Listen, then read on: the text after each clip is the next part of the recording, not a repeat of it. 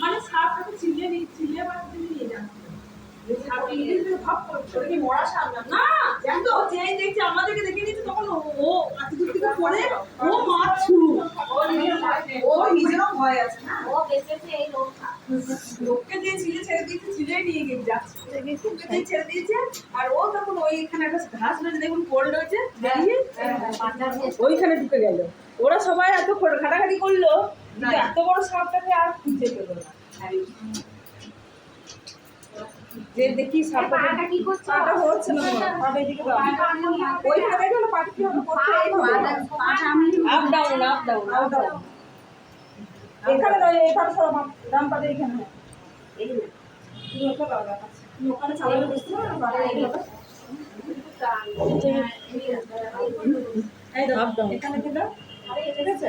এটা যখনই চালাবে পাটা আপনার লুজ হয়ে যাচ্ছে, দড়িতে আজকে আরো বেশি, এই দেখো কত হালকা দেখো, চালাতে যখন পারবেন না তখন আপনি হালকা হয়ে যাচ্ছে। এটা দুটো পা এইভাবে দেখবে,